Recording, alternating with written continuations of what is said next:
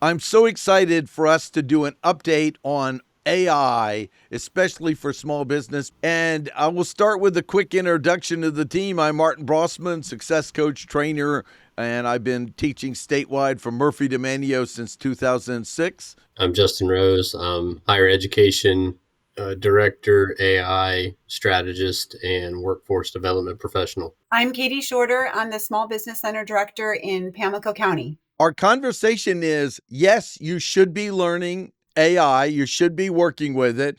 And why should small businesses, individuals for their career, and students, why is it still important that they're doing it, but doing it with awareness, caution, and understanding what's going on? One of the things I'm passionate about is we're in a rural area in Eastern North Carolina, and I don't want to use that as an excuse for us to not embrace this new technology at a pace and a level that's appropriate for our local small businesses, our nonprofits. It's something that you can't hide your head in the sand anymore. I don't like not knowing what I don't know. For me, for nothing else, I thought I don't want conversations going on about AI and me not being able to at least discern correct information from incorrect information. And one of the big alarmist messages out there, especially for newer adopters, is, "Oh, AI, it's dangerous. Mm-hmm. It's going to dig in there and get proprietary information. It's going to invade our privacy." And while there are genuine concerns, which we're all hearing about the power of AI, there are my small business owners and local nonprofits might not realize that a lot of the things we're talking about, you've both been talking about and teaching about and advocating for, are external tools. Justin calls them language models, but I would say they're external tools that are out there that aren't digging in and harvesting proprietary information, that are just able to expedite what could be sometimes very menial, repetitive, time consuming tasks so that you can optimize your operational capacity and your efficiency. And that's right. And I will say, Katie, you have been a leader in the state with small business on really promoting this. And you've done a fantastic job with really driving it home that AI, it's here. There's been too many resources invested in it. It's not going to go anywhere. And what's going to happen is if small business, if the individual does not utilize it and does not grow in how they use it and their knowledge of it, the big corporations are going to capitalize on it. And we know how this goes. Next thing is an AI monopoly.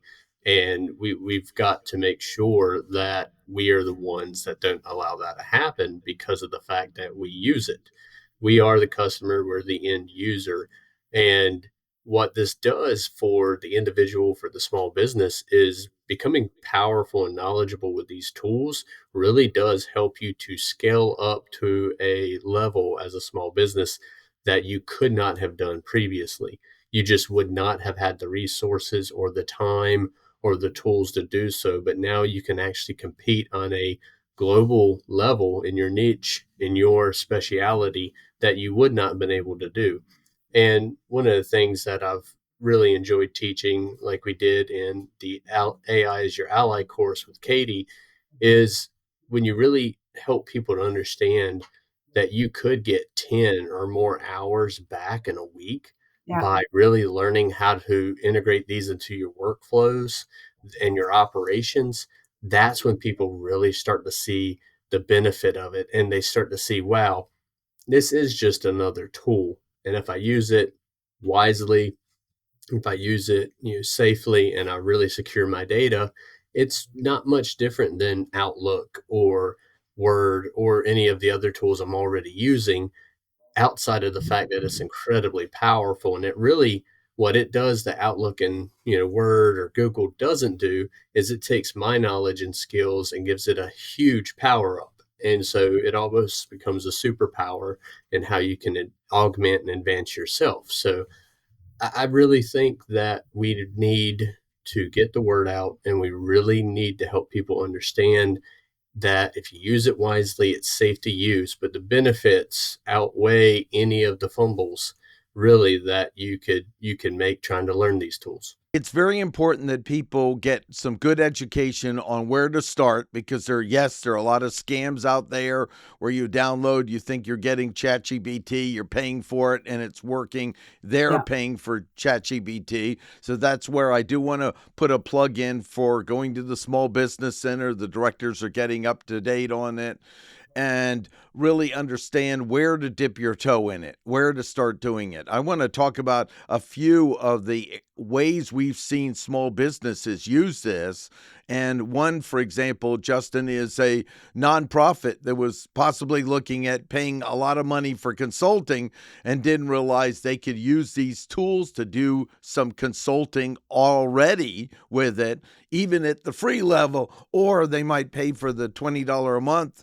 That's a lot less than 20, 30, or $50,000. That's right. And it's not just generative AI where you have it creating mail lists or content like that. What a lot of people don't realize, and to use an example again, Katie, some of the nonprofits you and I are working with through the Small Business Center, they're figuring out how to use this for marketing, for help writing grants, for research. And a lot of people say, AI assisted research, that's not something that I thought was possible. But with tools like Microsoft Copilot, it's really making a difference. And Katie, you firsthand seen how this benefits your clients. Justin and Martin are both, they've been entrenched in AI for so long that sometimes I always say, let's just turn the lights on for our small businesses. Yes. So one of the things I just wanted to say to any, nonprofits, EDs, boards, or small business center directors or small businesses is that you think you're like, okay, this is all mumble jumbo. I don't understand. And the first thing people say is, gosh, I don't even know where or if I can use ChatGPT or Copilot. I want to let you know right now, if you've got Microsoft 365, and I would say 85% of the listeners do, you already have it. You just haven't gone up in your toolbar and found it yet. So you've got it already integrated into most of your systems. It's available for you. And then many of these things we're talking about, Copilot, ChatGPT, these are just languages, right? These are different tools that have free versions. My suggestion would be, if you're a nonprofit or small business going forward, that you start budgeting for the next level up. Here's an example. I went in yesterday to merge some Excel spreadsheets. So I've got 10 different attendee lists from 10 different seminars, and I'm trying to put them into constant contact because I want them to be part of my mailing list for marketing. But there's a lot of duplicates. So I went ahead and used Copilot and asked that Copilot, because it's within Excel, within the Office framework, to merge them. I can't merge more than one Excel document on the free version. So there are some limitations to what you can do for the free version, but this is budgeting now. People need to be budgeting in AI tools going forward. They're nominal, and their ROI, the return on investment, is astronomical. Imagine me printing out these lists and trying to do this myself. It eliminates all the duplicates, it alphabetizes it for me. And now I have something that would have taken me hours done literally like in 21 seconds. So that's a practical hands-on application of AI. Another one I wanted to just kind of put out there is that many businesses and nonprofits have very clunky, time-sucking, repetitive tasks. And I mentioned one at the nonprofit seminar, Justin, when you were there. How many people have an annual fundraising event and they have to train volunteers for it? And before that happens, they're trying to get all the volunteers in one room at one time, at one place, to deliver a duplicate message at the same message they delivered last year and the year before and the year before. Wouldn't it be nice to have AI create a video for you where now it's one and done, and you distribute that as a training video? So you don't have to worry about getting your volunteers together, one place, one time, and do that repetitive training over and over again. AI can help you create a video and get that. So that's another, I don't know how many hours you're saving of man. So those are just some hands-on, day-to-day practical applications of the tools. There's several things you just brought up very important. Is notice a safe way to start is if you're using Microsoft or even Google, the free level, find out where the little AI stars or Copilot is and just play with it. It's going to open up some suggestions, see what's occurred. That's a very safe way to begin to explore things. And organizing ideas, Katie, I had an event once a month, a networking event for small businesses, and I wanted to get a procedure together, and I hadn't all my ideas organized. So I said, I'm going to ramble for a while talking to it on my phone, ChatGPT, and then I want you to organize the ideas. And then it came back and I said, that's not right. You need to add this, this, and this. And then it reorganized it, and now it's done. And now I can copy it and paste it in. This is like having a assistant that you're working with that would have cost you a lot of money if you said, hey, I'm going to ramble for a while. I want you to take my recording and then organize it, bring it back to me to review. Right there, I just saved a good hour of time. We've all done to-do lists, right? Or tasks, outlines, and, put our things on paper. And the nice thing about it is, Justin was in our seminar last week giving prompts. You can turn on your microphone, do it on your way home. In the car. It's just a way of, once again, there's a Harvard Business Journal famous quote from about 4 or 5 years ago, which, made the rounds, was it's not about AI replacing jobs. It's replacing the people that don't know AI. And yes, AI is going to be replacing jobs, but in the small business community, the nonprofit community, it's not. It is going to leave behind the organizations that don't remain competitive by using it. I think people get so operationally bogged down with their day-to-day that they don't sit back and recognize now there is actually an assistant out there that can double your operational capacity by taking away these mundane tasks that are admin heavy. And that's really important, because when I talk to clients or students or anyone, it's, well, I don't have the time. Or $20 is a lot of money. And I get it. If you're tight, $20 can be a lot. But what I tell someone is, if you're client focused or client facing, if you save that time and you could pick up 2 more clients, are you going to make that $20 a month? To be sure, you're going to be able to do that with a student.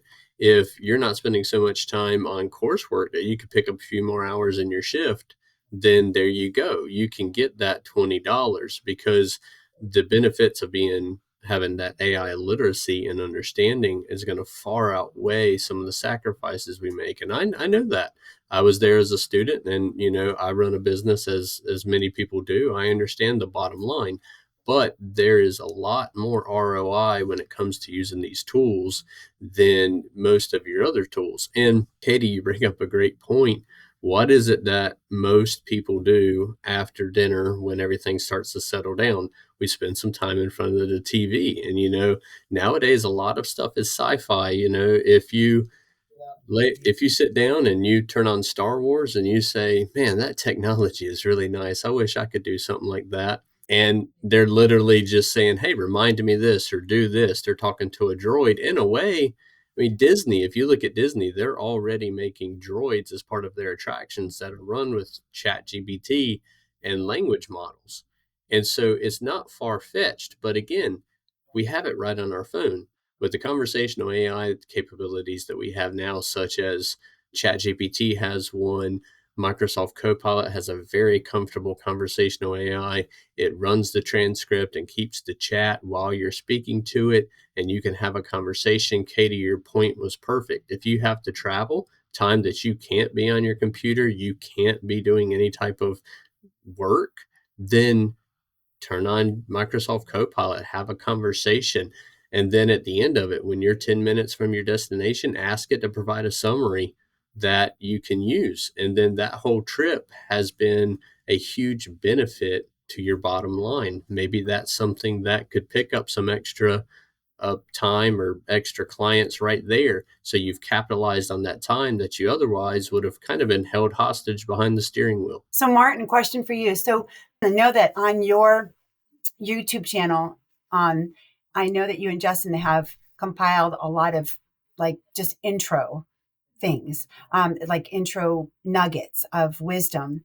If I think this is the biggest like first barrier for some of our beginners is, first of all, now it's getting to the point where there's a little bit of embarrassment. Like, okay, I've waited this long. Now I'm kind of behind the curve and I don't want to admit what I don't know, or I don't want to go someplace and it sounds stupid. So where can someone go to just kind of get, okay, turning the lights on, right? What AI is, what AI isn't, and just some real basics. I know that you've got so much in your library, but do they do a search in your YouTube bar, or what do they So do? first of all, that's a great question. We have a playlist on AI right now for our book, of course, which Yeah. for brick and mortar businesses is we wrote Oh, and I that in have that. Just a second. Let 2023, me and grab it's still relevant. Yeah. So this is Yes. I actually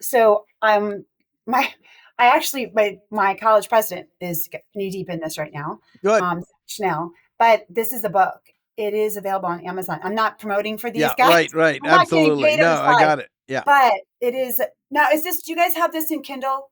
So it's in Kindle. It's Mhm. right, and we're right in the middle of doing an upgrade. An But we've upgrade. gone through, and what's wonderful is we got an editor to review that's taken some of our training and said, "I want you to look to see if there are any major holes in it we're missing." And they go, "No, just some edits right now." So it still has relevance as a starting place. We have this year will be coming out with an update, more tables and other resources. That's in the works.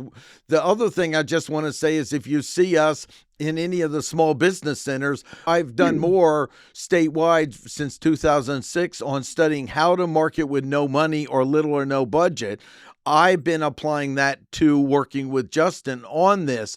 So if you see any of our training courses in the Small Business Center, run through them. We do them, we do webinar versions, but we really prefer in person when possible because it's so much easier to get interaction. Because Justin and I are very passionate about how they ask the questions comfortably in front of us and just I want to talk about we did training for auctioneers, an entire certificate. When they came in, Justin, I think they were just coming for their certificate Your credit. CEU, Yeah, right? yeah. I That's really right. think it was a whole room and most were not there for it. At the end of it, they're going, you mean I could update my contracts and agreements? This can help me get better listings when I'm stuck. When someone has a question, I can get it to write a note for me. Mhm. They were on fire. We even have a wonderful testimonial of someone from it. And they go, I didn't know this would save me Right. so much time. And, auctioneers are wonderful people because they're really down to earth. They've earned the right to do what they're doing. So Mhm. seeing that we won over most of the room, I think we had a few holdouts. Most of the room was so exciting to see because once they see, wait a second, this is going to save me times because Katie, most businesses are wearing like 12 hats. If they can They're take wearing a few of those hats off, that's Yeah. tremendous and it doesn't cost them a lot. And that's one of the biggest things. So just to answer your question, we do have online content. I'll put the links below. I am going to put also the links to the basic apps so they make sure they get the safe ones and the current ones. And then we also are building out more self-paced training. That's a Mhm. paid one on our platform. That's We've good. already done that. We have a AI certificates. That's an 8-week program, and it hasn't been scheduled yet. But that's for students. I mean, my gosh,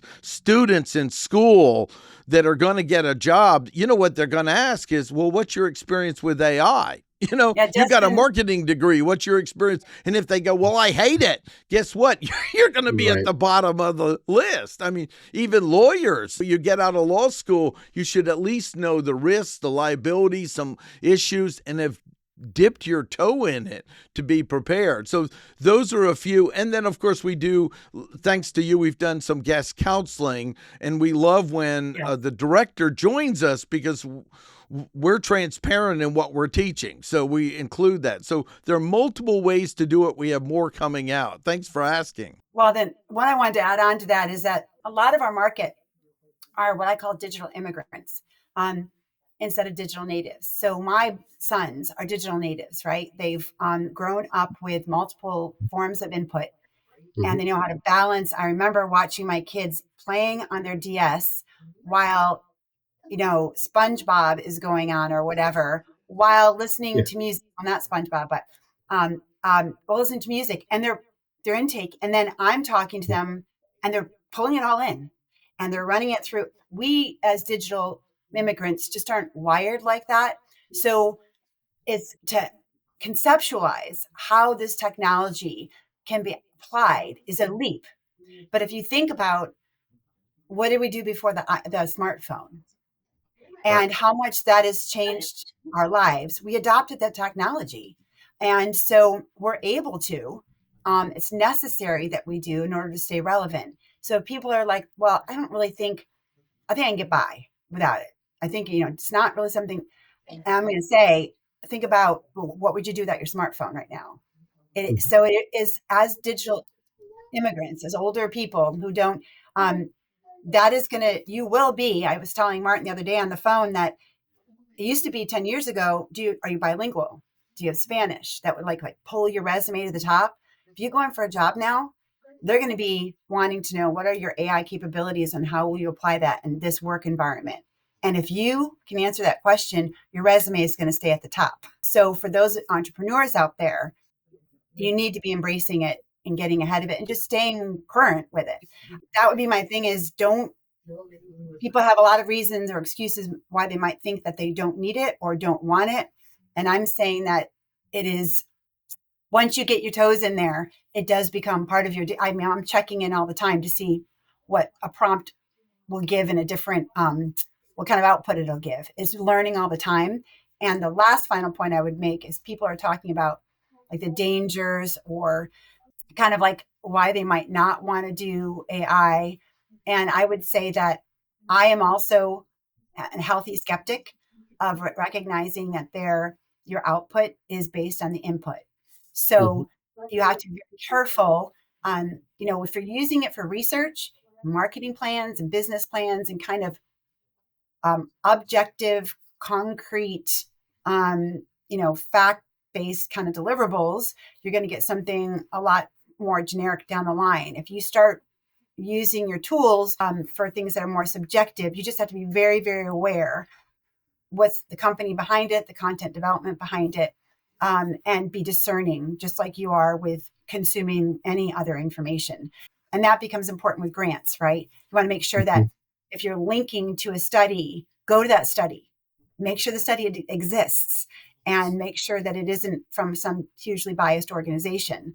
But generally speaking, for small businesses and nonprofits and optimizing your capacity, there's no question that the AI is going to make your life a lot easier and better. I want to talk about a few, like I call safety tips on it. And because you brought that up, and it's important to understand. Number one, these systems will explain, hallucinate sometimes. They're going for the Yes. next probable answer. So you never want to take this stuff and just throw it out there. You want to use your knowledge and wisdom of the past to review it and evaluate it. And then the other thing is, you don't want to put highly proprietary data in. Like, for example, if you were doing an analysis and you're just starting to use it, you might want to put numbers instead of client names so that you've removed some inside information on it as well. There are things we teach in our class that make it a little safer, where you can ask it not to remember, and then in Copilot they have some tools as well. But those are a few things. Yeah, and to pick up on that, I attended a workshop yesterday. It was, global workshop, people from everywhere, and that was one of the big concerns is it training on my data? How do I protect myself when I'm prompting? And it really all goes back. Now, you have two camps. One says, yes, if it trains on your data, the fact of the matter is that there's just so much data that it is kind of irrelevant. But at the same time, that's admitting that, yes, it's still training on your data. So it could, and we've seen some big cases in the past where it does filter out. And so it really goes back to what kind of data are you using? Now, if you want to put your client's information in there, if you have an agreement with your client that that's fine by you and them, you go about it in the way that you operate. However, when you get into something like HIPAA or FERPA or something that's Mhm. protected, then you really Date of birth, have social security number, things like that. Yeah. Mhm. You really have to be careful there, because then you're not only opening yourself up to it being trained on that information and filtering somewhere else, but then possible legal issues there where you are transparent. You say, yes, I put this in Chat GPT, and somebody says, you put my information in Chat GPT. I'm not okay with that.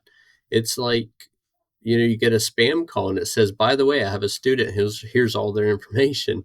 It's very similar. And so even when you're using those secure settings where you're turning off memory or turning off tracking, you really want to go back to just basics of research. If you're going to put something in that has some proprietary or sensitive information, make it anonymous. Make it in a way, again, no socials, no identifiers, things like that.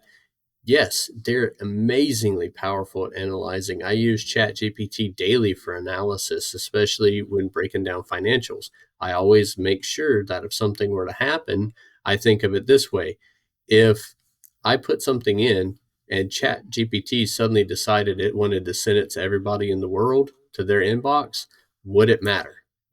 That's a And so great looking test. at it that way, I can frame in my mind, okay, I'm fine with this. They're never going to know who it's about. They're never going to know this or that. But yet I saved 2 or 3 hours from having to Yeah. manually look over spreadsheets and do this. Katie, you mentioned that earlier. It's incredibly powerful there.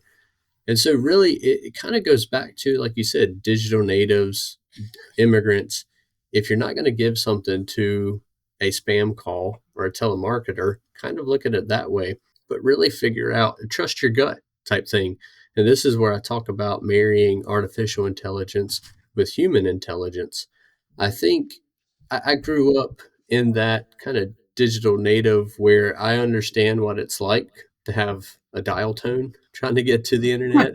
I remember what it's like before a lot of this, but yet I really appreciate growing up in this evolution of technology.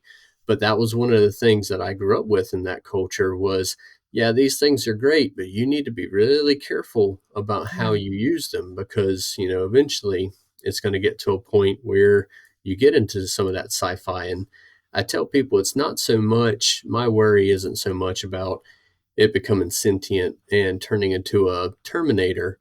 My worry, when I really look at it, is it getting to a point to where our data isn't safe.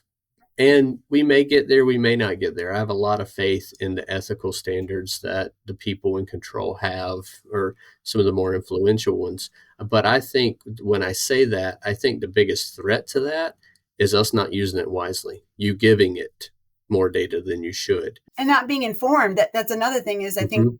one of the and this isn't meant to be political, it's meant to be just kind of the real world. Is I think one of the things we've realized over the last couple of years is it really does matter where you get your information, right? So and with AI, do you really want, because you don't know enough about it, do you really want somebody else telling you about it? So my thing is, let's not be where we don't know what we don't know. Let's Mhm. just stay on it. And as a small business owner, an entrepreneur, a nonprofit, doesn't matter if you're out here in Pamlico County where there's parts of our county that still don't have broadband, doesn't matter where you are. At this point, you got to get on the bandwagon. So that's where Martin and Justin, as a team, you've been great in, because you are tuned in and understand the needs of North Carolina, Justin specifically rural North Carolina, right? And then also the education environment and arena, and also some of the challenges you've kind of organically developed out of need, right? These stepping stones on your YouTube channel. So like they've just been nuggets, but it's like, oh, I thought about something, and then Martin makes video, and then just so it's been a very organic process that now we can trace back. So as a small business owner, or not. You can dig in there and just say, I'm going to go listen to like 10 minutes of this. I don't really want to sit in a 2-hour class today, but I'll sit 10 minutes. Okay, now I feel a little bit better. And then you just need to go on and see what other free resources are available through the Small Business Network. We're in Pamlico County. I'm hoping to develop with Justin and Martin kind of a series on site. So it's not just like one. And I think a couple people are like, okay, we've taken your first thing. Now we want to take it to the next level, where it's going to be a hands-on application of real-world examples of how people can use it in their businesses and nonprofits. So I'm trying to keep up with it here. I was just talking to Justin tomorrow. There's some regional conference on AI here locally that's $199 to go and listen to these speakers. And I'm looking at it going, no, like this is the problem. We're going to get diluted with a bunch of instruction that you don't know what you don't know. So you might pay for it. And it's instruction that might not even apply to what you need. And Martin and Justin, you've kind of developed customized, very specific needs-based instruction that's not what we don't need, it's what we do need. And it's free to the Small Business Center. And occasionally, depending on your coursework and what you guys develop for a fee.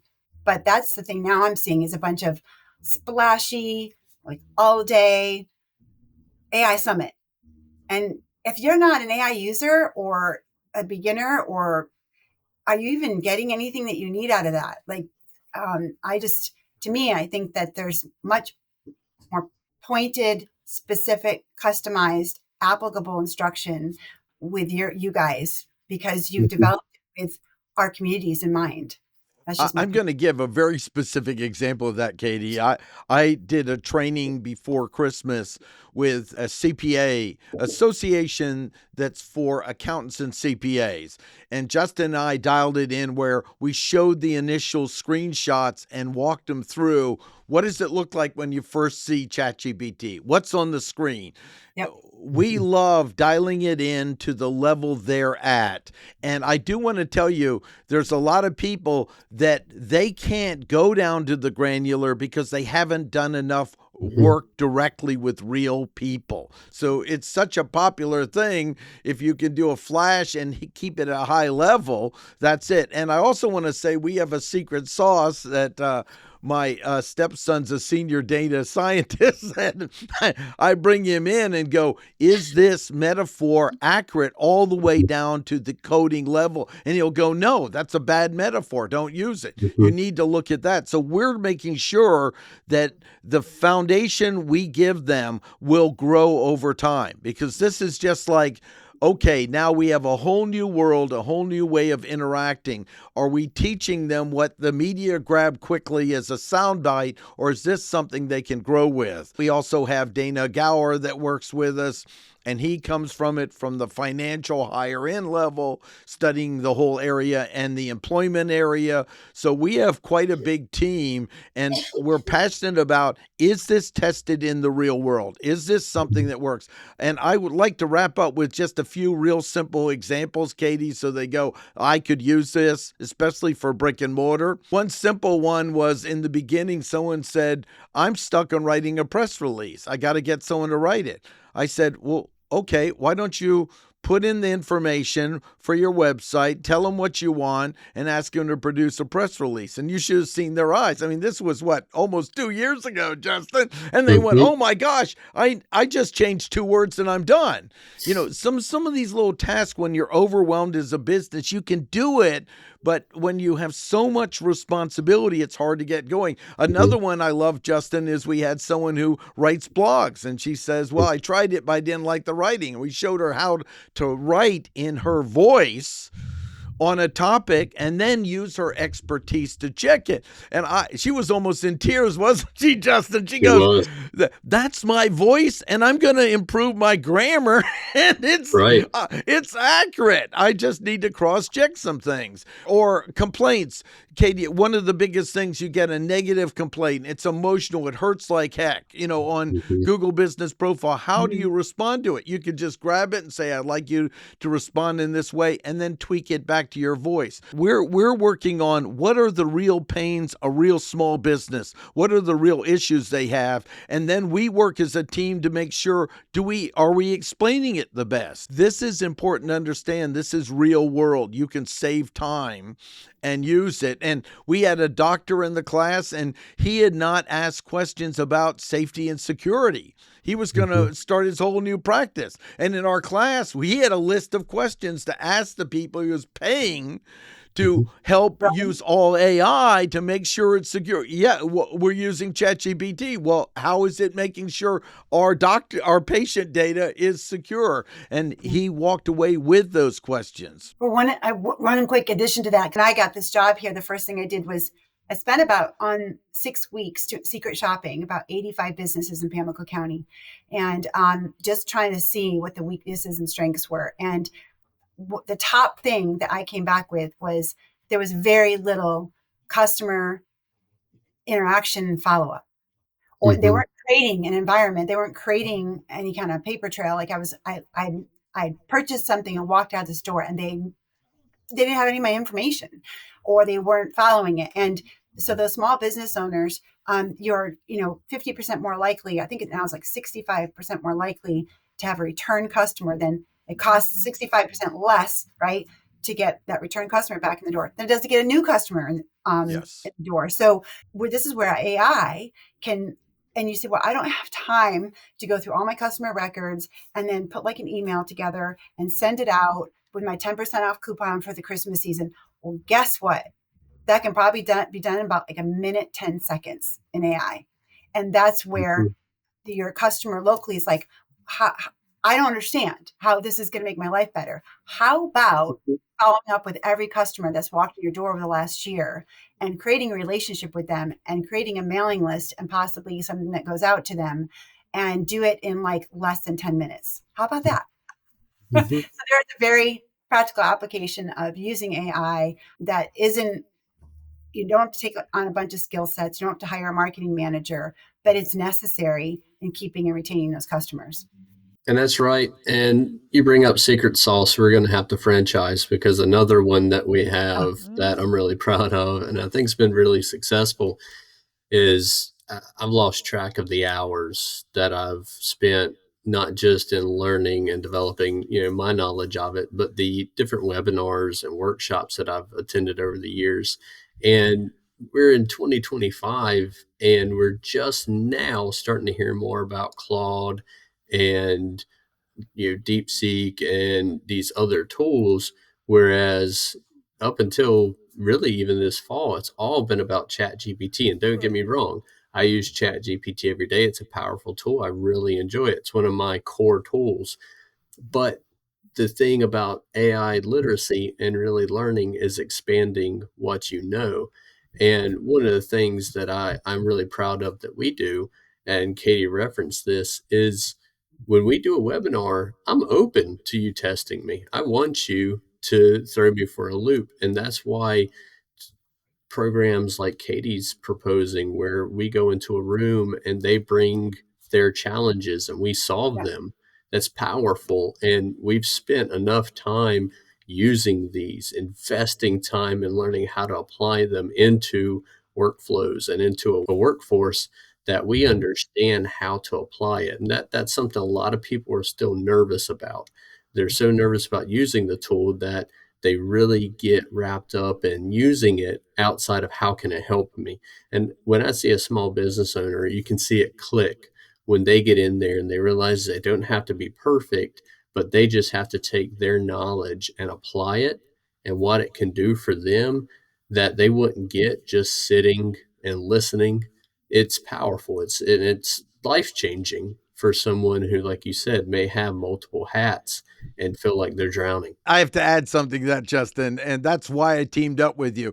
I've learned a lot of a lot of trainers aren't comfortable with not knowing in front of a room, and I get a high off of it. It's like, we like to play, I call it privately stump the chump, try to ask Yeah. us something that will trip us up, and then they'll see in front of the room, they'll go, "Oh, they're working on it." And they'll go, "Oh, Mhm. it's not all answered." And it gives so much to the students, because if you don't know it down at the granular level, you can't take that risk as a trainer. Because I thought, why don't more trainers have more interactions? And someone said, "Martin, if you don't know your material well enough, you can't take that risk." So I have to say That's that's right. one of them.